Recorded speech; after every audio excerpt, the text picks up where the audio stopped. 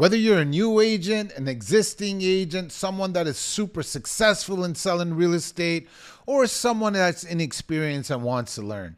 One key decision that we always have to make that is going to make our real estate career better or worse is picking the right brokerage, because that in a way is your house where you're sleeping at. You know what I'm saying? Where you lay your head at night. It's got to be comfortable and it's got to make sense. So what brokerage do we pick? Which one is better for us? I got you. In this video, I'm going to cover everything that you need to look for when picking a real estate brokerage. Let's go.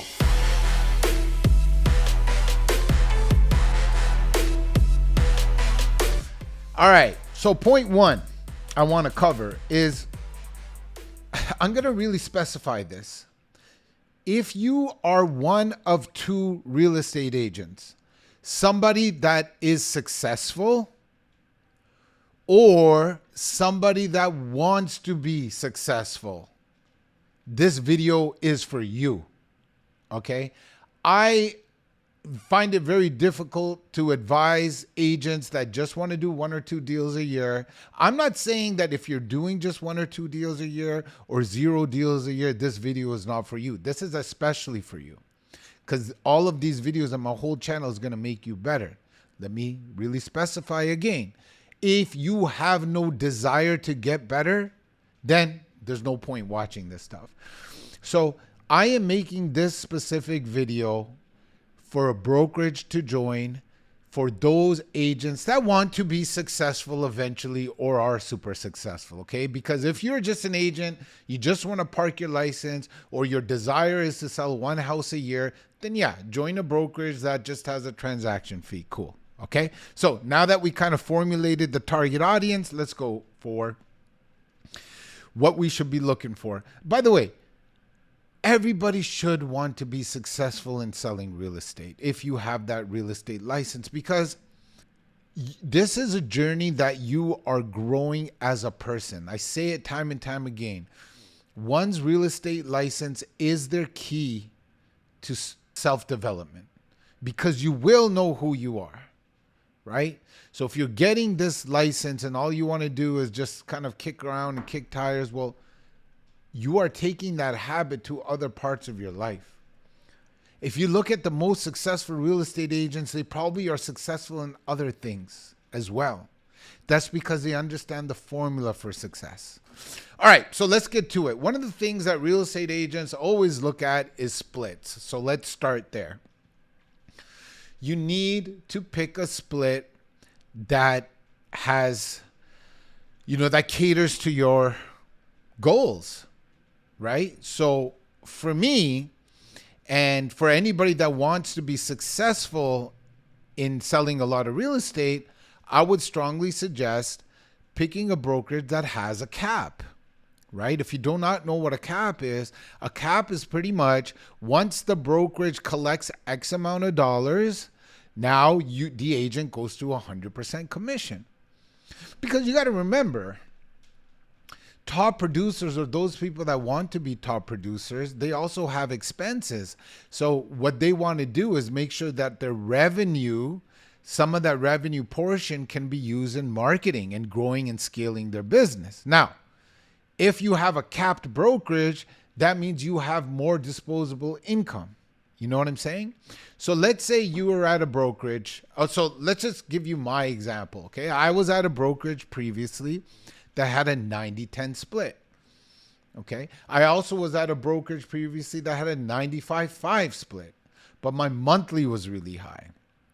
So the last brokerage I was with before I joined eXp Realty was 90-10. Cool? At eXp Realty, I'm at 80-20. So some of you watching this will be like, okay, Rick, why would you want to pay your brokerage 20% rather than 10%? Let's do the math. Math never lies. So let's say my goal is to make $1 million in commission. Okay. And if I'm at a 90-10 split, and for some of you, when I say $1 million commission and you're like cringe and you say, that's not me, you need to change your mentality. It is for you. You have to have outrageous goals. And some of you are making more than that. Awesome. Perfect. So look, let's say you make $1 million in commission. I'm at a 90-10 split. The simple math, I just paid my brokerage $100,000. I paid them 6 figures. You know how long somebody has to work in a corporate job to make 6 figures? My brokerage made that off me. Okay? And we'll get to this in as we go down this list. One of the things I talk about is support and tools. So let's save that. But if that brokerage isn't giving you support and tools, or they're equal, why would I want to give them $100,000? All right. Now, let's go to my current brokerage. It's an 80-20 split, but it caps at $16,000. So if I made that $1 million, I just pay the brokerage $16,000, and then I go to 100% commission. Okay. Now, this, for simplicity's sakes, I'm making this example easy. There is some transaction fees after you cap. There's also transaction fees on the other side before in your first 5-10 transactions. So they equal out. So in one brokerage, I'm paying them $100,000 at a 90-10 split. At my current brokerage, it's an 80-20 split, but I paid them $16,000. So for the purpose of this video, I would advise those agents that are successful or want to be successful, go to a brokerage that has a cap. All right. Because then you go to 100% commission. Now, some of you might be thinking, why don't I just go to a brokerage that offers me 100% commission right off the bat? Okay, cool. They could do that. And maybe all you do is give them a transaction fee. And if that's working, do it. Right? But as I go down this list, make sure that they have everything else. So don't judge it just on the splits. Right now, we just talked about the splits. Let's go on next. Let's talk about your desk fee. At my brokerage, we call it a technology fee. So let's talk about your expenses first, right? So most agents, when they join a brokerage, okay, what are my splits? How much? What is my monthly? Well, that's why I'm covering these two things first. So your desk fee and your technology fee, you have to look at not the amount, but what you should look at is the value. All right. So my brokerage, when I was at a 95-5 split, I was paying over $1,000 a month. You could probably guess the brokerage. Because I was at a 95-5 split, I would have at least $1,000 a month in expenses because they make their money off the monthly. All right. So as a top producer, I liked it because I was getting 95.5. That was great. So it worked out that the $1,000 a month or so didn't bother me. But as somebody that has a desire to be a top producer, that doesn't work because I can't afford the $1,000 a month. Right? And now you have to look at the value of what that monthly covers. What does it bring you to be a higher producer in your business? If that money that you're paying the brokerage every month gives you no value, then it really doesn't matter. Okay, so one of the things that you want to look at is the monthly fee. However, the monthly fee, you can't just compare it as one high, one low. You have to compare, okay, what does that money bring me? You know what I'm saying? So let me give you an example here. So at EXP, my monthly fee is $139 in Canada. It's $85 in the US, right? And that's similar to other brokerages. I would say that's on the low side. However, I'm getting a lot of tools. So the next thing I want to cover is what you're getting. And one of the things that I'm getting here is a lot of tools. I get a free, amazing CRM called KV Core. We have Canva Pro. We have Sisu. We use Broker. Tons of stuff. I have accessibility to Regis office space. I have a lot of things. Whereas in my previous brokerage, let's say it was actually the same. It was $10 more. It was $150 a month. Here it's at like about $139, but I didn't really get much. It was just a monthly, like a gym membership where if I use it, cool. If I don't, cool too. I wasn't getting any tools. Now, some of you that are getting tools in traditional brokerage models can thank cloud brokerages, because cloud brokerages came with such a value stack that traditional brokerage models started to having to offer you free CRMs and things like that. Okay. But here at EXP, I get, not only do I get KV Core, I also get Lofty. I get all kinds of stuff that I can't even like put my hands across. So like head across in this video, I got tons of stuff. We'll do a video on that. And if you want to see a video on what we get, hit that subscribe button, y'all. Give me some love. The more love you give me, the more value I can give you. All right. That's my staying power. Here's the thing that I really liked about, and this purpose is not to make you join a specific brokerage. I have 20 years of experience in brokerages, and because I had my real estate license for that long, so I can talk about different things with knowledge behind it. Also included in my technology fee is the opportunity to grow the brokerage and make something called revenue share. Whereas in my previous traditional brokerage models, I would have to buy a big franchise. Just like buying a Starbucks or a McDonald's, I would have to put all this upfront cost, go rent office space, have front desk salaries, have MLS department, have a manager in order for me to help grow the company, right? So I can make a residual. In my monthly fee, y'all, I own a brokerage. So $139 a month in Canada, $85 in the US. I own a brokerage. I don't have to pay franchise fees. I don't have to pay salaries to all these people to help run the brokerage. EXP does that in my case. Okay. So for me, that value stack on the monthly doesn't even compare, because your traditional brick and mortar doesn't give me the option as an owner. That $139 a month for me, I'm an owner in the company now. Okay, so for me, it was a no-brainer. The next we need to talk about, like we talked about the tools, but we need to talk about the training. Guys, training is a really important aspect when you're choosing to join a brokerage, because one of the things that we want to do, like I said, this video is for those agents that are producing or want to be producing. We need to be in proximity in training, because I've never seen any professional get to where they want to be without practice, without training. So make sure that the brokerage that you join has good training. I'm not talking about, see, here was the thing that was in my head, right? Because in my past brokerages, and God bless them, they're great. I want to make something very clear. I'm very thankful for the places that I was, because a guy like me, it got me some financial freedom. So I'm indebted to the real estate sales industry. So I appreciate how things used to be. However, as an entrepreneur, I can see that like any other market leaders shift because something called disruption. I picked up on the disruption that was happening in the industry, and I wanted to be part of the new wave, if you will. Okay.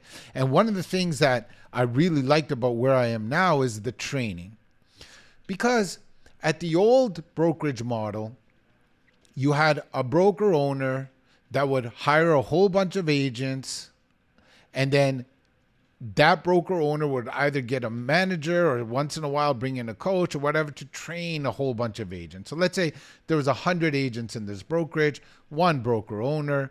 That broker owner is trying the best that he or she can, but there's only one of them. Okay. Now, let's say out of those 100 people that are in ABC Realty in this case, let's say you have 10 top producers in there. Those 10 top producers are not going to coach and train the other 90 because they're not incentivized to do so. Why would they? Right? So then logic tells me that, hey, okay, so let's say I'm the realtor, Realtor Rick. Realtor Rick wants to be a top producer. Top producers, they take training. Top producers also make sure that not only do they take training, they are in proximity with other powerful people that are doing the things that they want to do. Now, these top producers are not teaching people at this brokerage, because in a typical brokerage, if they teach me, I'm their competition. In a cloud brokerage, they are incentivized to teach me their secrets. So who would I rather learn from? Would I rather learn from some broker owner that hasn't been in the business for a while? They might have been good at selling real estate, but they're kind of out of touch. Or from that core group of individuals that is currently selling real estate and kicking ass and taking names and earning commission checks. Imagine I can surround myself with them and they are training me. That's the environment I'm in my current brokerage at eXp Realty. Anybody that joins me, for example, gets all my coaching for free. And also the people that I joined, which are rockstar realtors, are training me for free. Our business is going up. Our production is going up. See, you don't get agents helping agents in your typical brick and mortar brokerage. You just don't, right? You just get the brokerage level training. Now, the brokerage level training is great. You know, we get 50 hours a week in training. I'm sure other brokerages have X amount of, training, but ours is also online. So you can go at it at your convenience. Okay. So that's my point on training. Not only is the brokerage level training, let's say they're the same. I don't want to say one's better than the other, although I would say the new training here at my new brokerage at EXP is better, but let's say they're the same. But the point of this is you're not getting the support and training of top level agents. See, I joined a top-level agent at eXp. They are incentivized when I sell houses, so they will go and help me sell houses. See what I'm saying? That's the beauty. The next point I want to talk about is vibe. All right? Because when you are in a brokerage, you want to be around like-minded people. So when you're interviewing a brokerage, make sure it fits your vibe. Don't make it just about the splits and this and that and all that kind of stuff that we covered. That stuff is great. But if you feel good, if you walk into a place and you enjoy the atmosphere, whether it's online or in person, whatever the case may be, if you enjoy the people that you're working with, you are automatically going to do better as a professional. Okay, that's all I got on that point, right? Let's just call it is what it is. All right. Here's where it kind of gets unfair. For me, I'm making this video at the end of 2024. We're about to hit 2025. We're about 3 weeks away from 2025. I don't know when you're going to watch this, but we're making it in 2024. Okay, I'm batch recording. So you might see this in like April of 2025. So don't worry. Okay.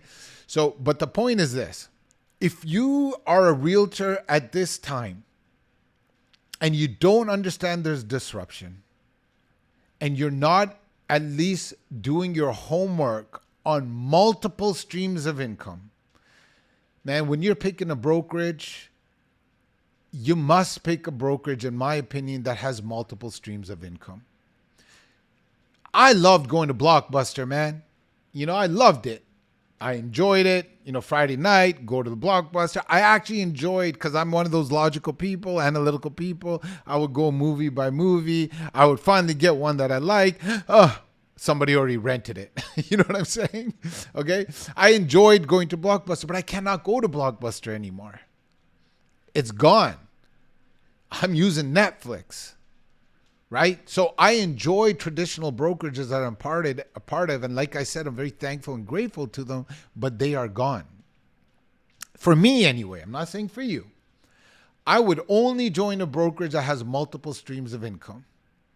Because as much as I loved my old brokers and the people that I was working with, my loyalty is to myself, because I love myself and my family. Why would I leave rather money on the table, right? Why would I go and work for a place with my real estate license where I can get one stream of income as opposed to three? And that debate about like, hey, if you focus on all the other things and you're not focusing on commission, you're getting distracted, is bullshit, okay? Because the more houses you sell, the more agents you meet. Simple. You're meeting agents at open houses. You're meeting agents in everywhere. When you're doing your seller feedback calls, you're meeting agents when you're doing deals with them. Because EXP in my situation is making so much noise, other people are asking me to join. You know what I'm saying? So I don't buy into that. Yes, you can focus on selling more houses, and that's what this is about. We want you to sell more houses. But why wouldn't you be in a place that has multiple streams of income? That's the way I look at it. So when you're picking a brokerage, I strongly suggest that you go ahead and research multiple streams of income. If this brokerage A only can make money in commission, and brokerage B you can get other things, why not? The next point I have here is agent ownership. I think we talked about that when I was talking about splits and technology fee. But man, as a real estate agent, many a time, I believe in real estate as an asset class. And you probably do too if you're a real estate agent. So many a time I would ask individuals like that can afford a house, I would say, why would you want to rent a home when you can buy a home? All right.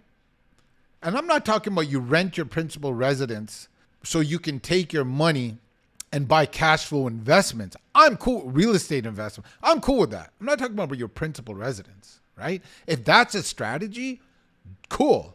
I'll bless that strategy. I applaud that strategy.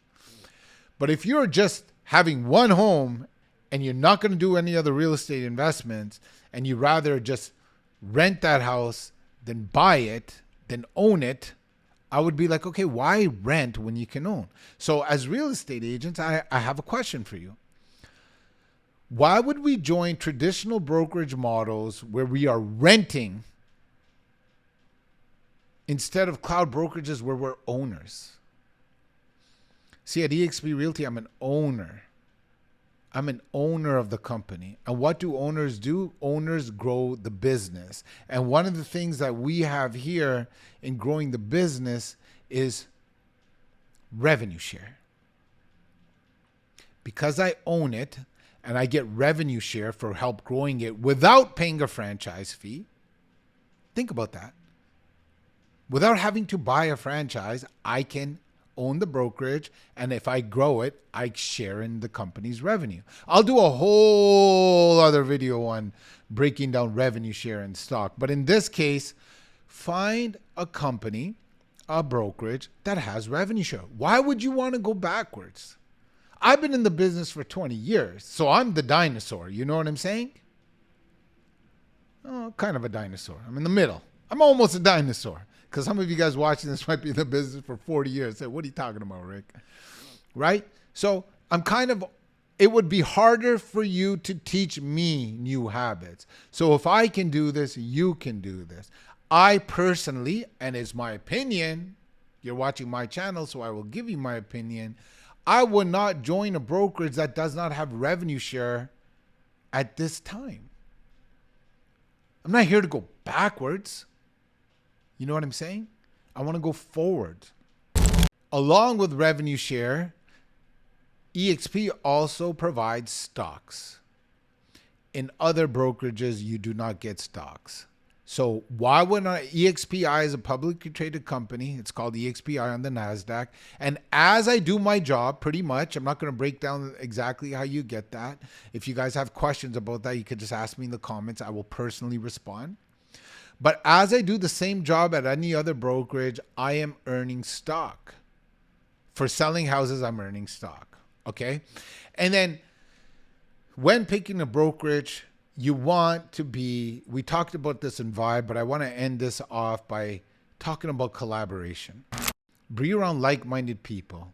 And for some of the points that I mentioned here in this video, like agent ownership, revenue share, all these kind of things, they make you collaborate more because you're thinking from a higher level rather than when you have a whole bunch of agents under one roof and everybody is individual, taking each other's expired listings, competing against each other, right? Which is natural to compete. I've never before felt the collaboration and love with the group that I'm in.